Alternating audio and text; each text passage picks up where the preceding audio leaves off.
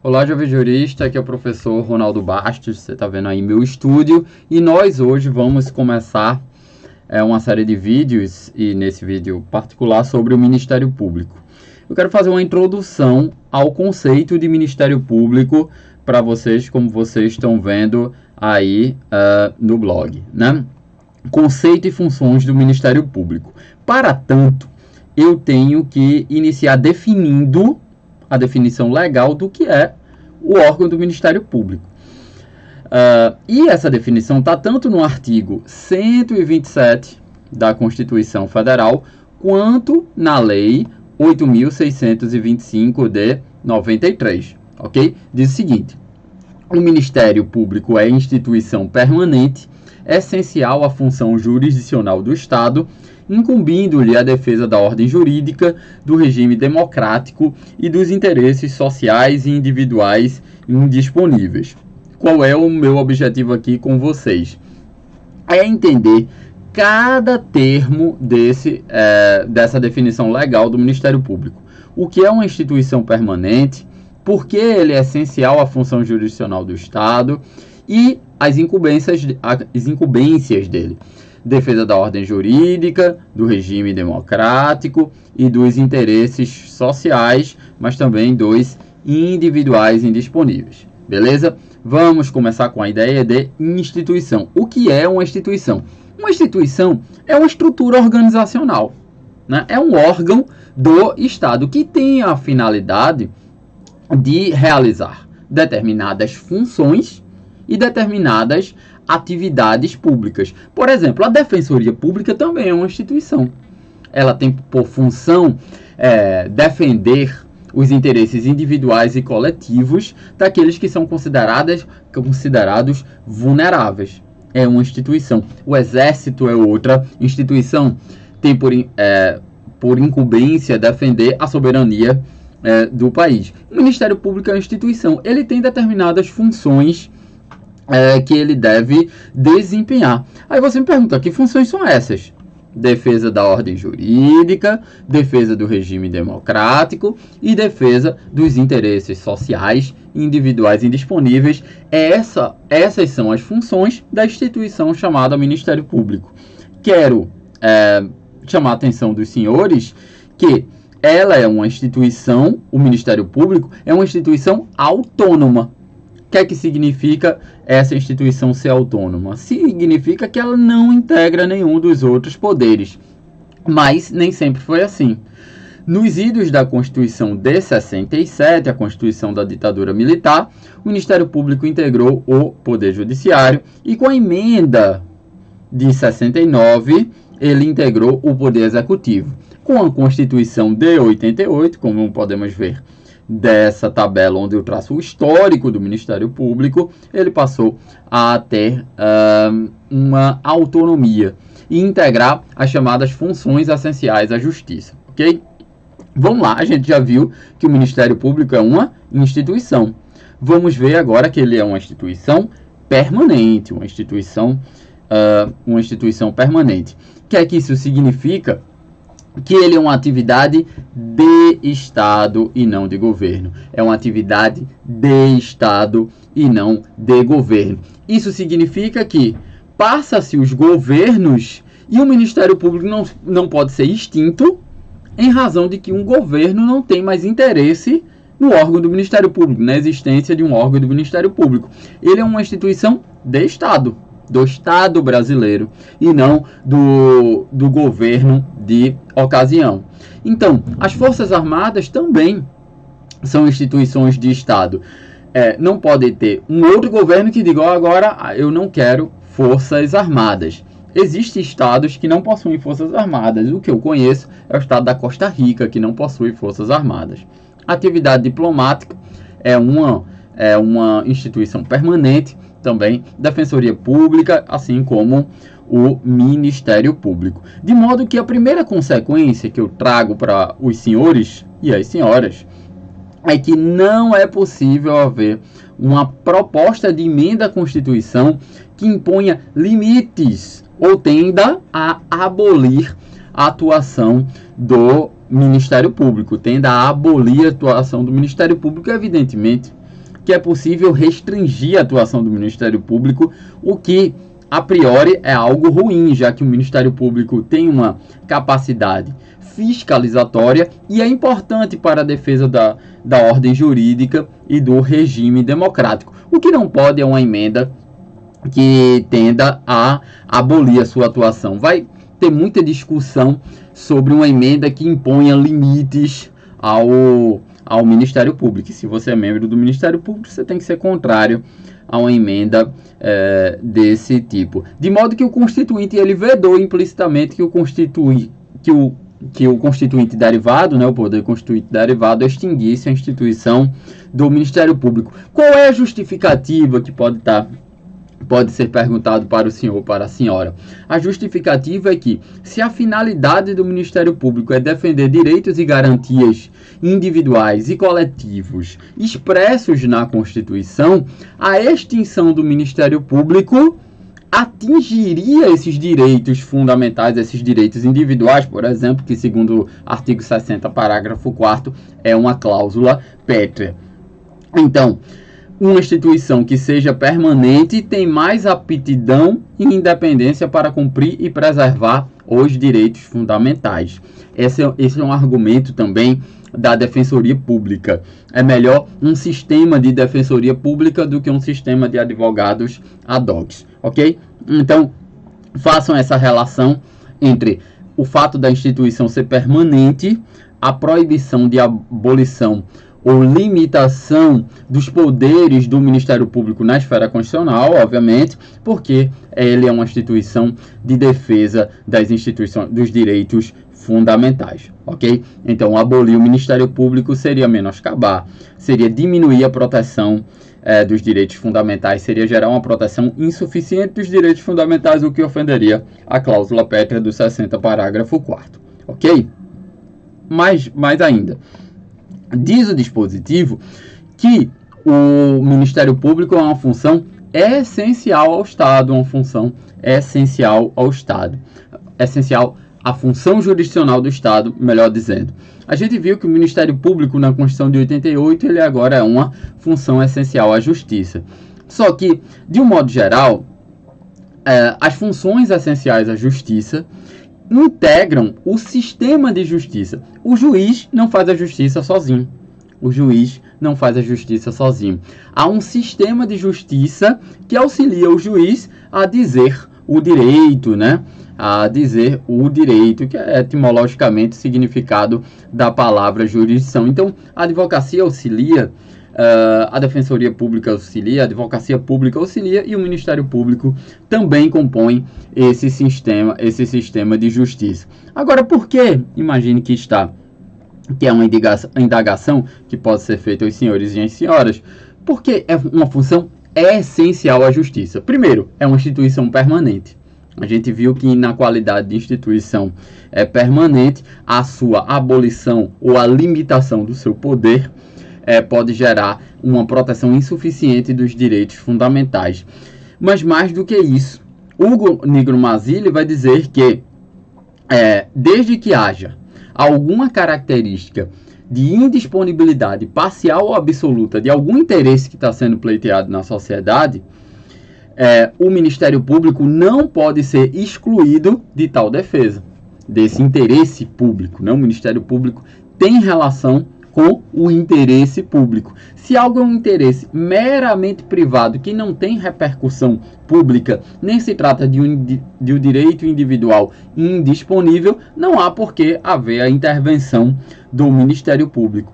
Mas, havendo interesse público ou um direito individual indisponível, não é possível haver o processamento sem a participação do Ministério Público. Nesse sentido, ele é uma função essencial à justiça, né?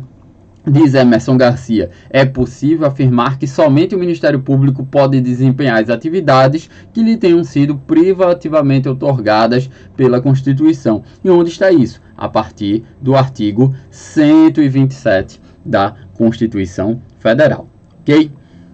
Então, entendido isso, vamos ver o que o Ministério Público tem por incumbência a defender. Em primeiro lugar, defesa da ordem jurídica. O que é a ordem jurídica? A ordem jurídica é um conjunto de normas que regulamentam a vida em sociedade. Que certamente, quando você cursou Introdução ao Estudo do Direito, isso foi chamado de direito objetivo. Conjunto de normas que regulamentam a vida social. No entanto, é preciso dizer que não cabe ao Ministério Público defender toda a ordem jurídica, mas apenas a fiscalizar as leis e atos normativos que tenham ou sejam atrelados às finalidades gerais da instituição Ministério Público, que estão lá descritas no artigo 127, 129 da nossa Constituição. Então, ele atuará prioritariamente na defesa dos interesses tutelados pelas chamadas normas de ordem pública, que abarcam o quê? Os interesses sociais, os individuais, ainda que disponíveis, claro, os interesses individuais indisponíveis, mas também os individuais ainda que disponíveis, mas que gerem reflexos relevantes e imediatos na própria coletividade. Também cabe ao Ministério Público defender o regime democrático. Lembrando que o Brasil é um Estado democrático. O poder emana do povo, que o exerce de forma direta ou indireta nos termos da nossa Constituição. Um regime político é o quê?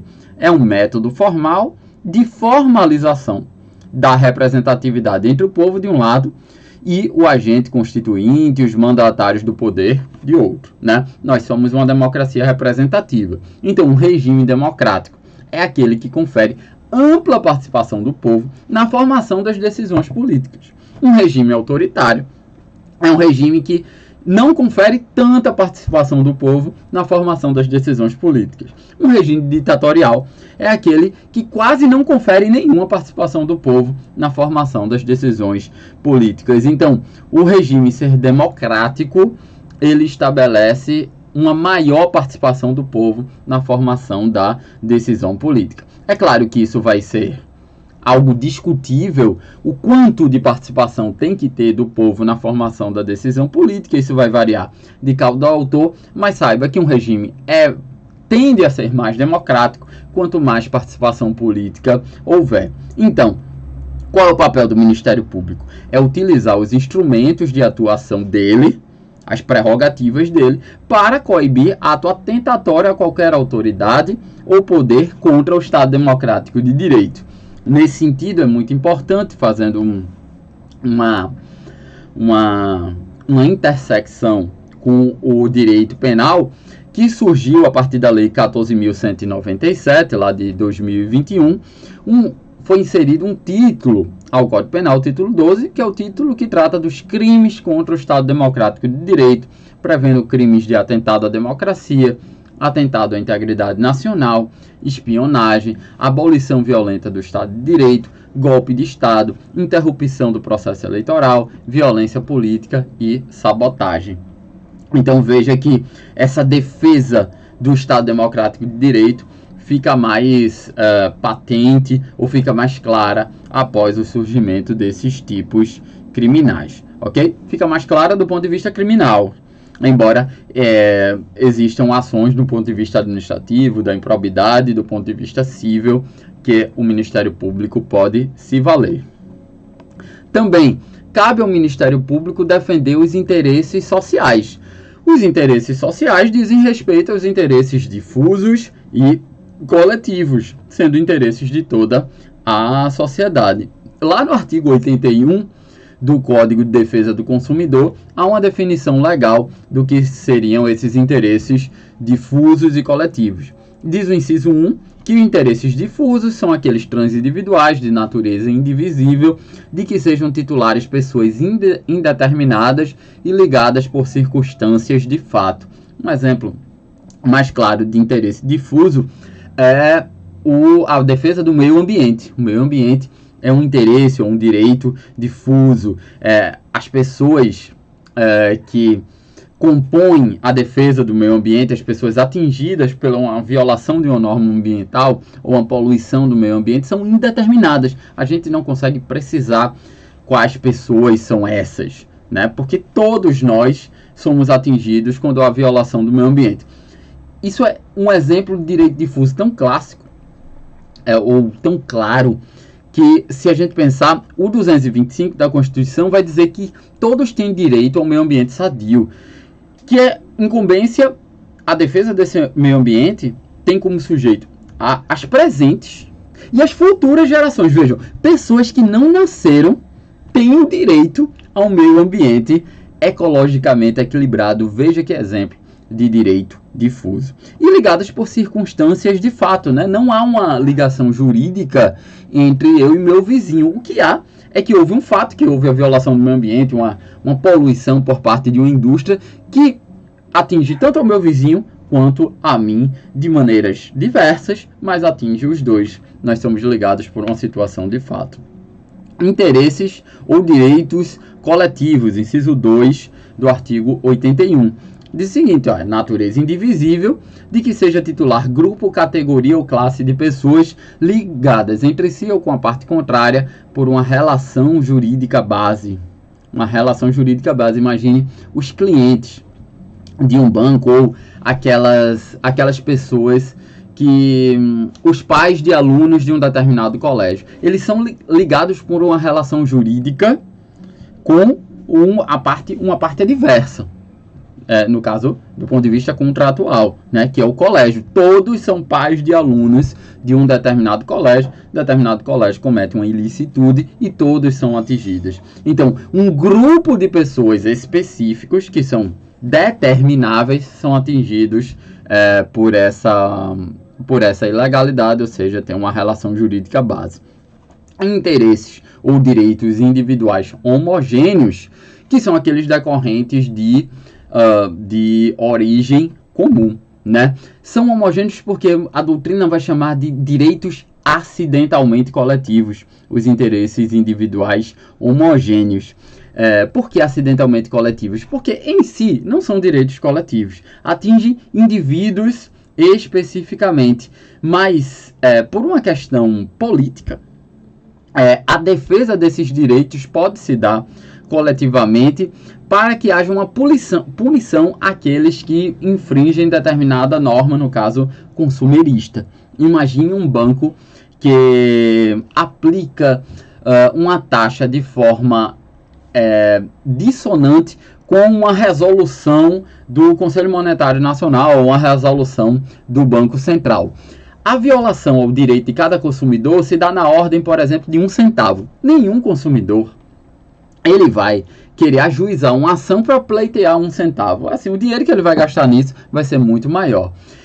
Esse direito, essa violação se dá por uma origem comum. Todos aqueles clientes daquele banco, eles são violados por essa ilegalidade, esse desrespeito a essa norma do Banco Central.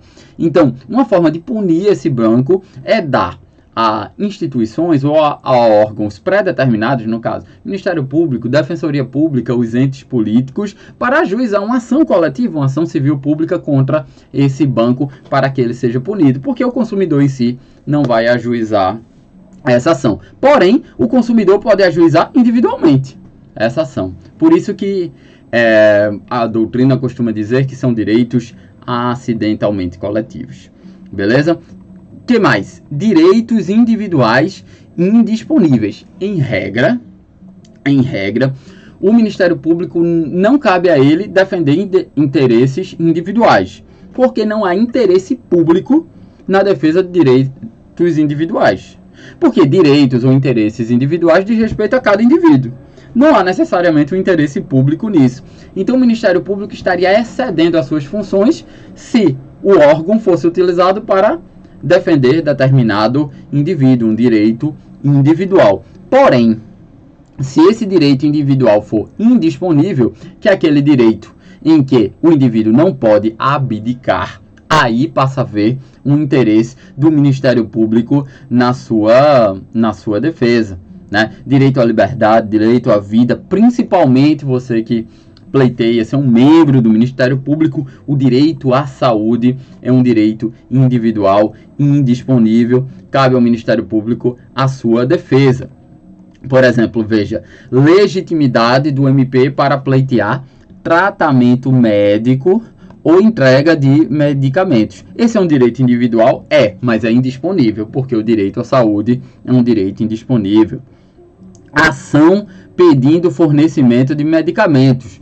É um direito individual? É, mas é indisponível. Há um direito à vida aqui, que é pleiteado de forma reflexa, ação de alimentos. Se o sujeito não se alimenta, ele morre. Então, é um direito individual, mas é indisponível. Ok?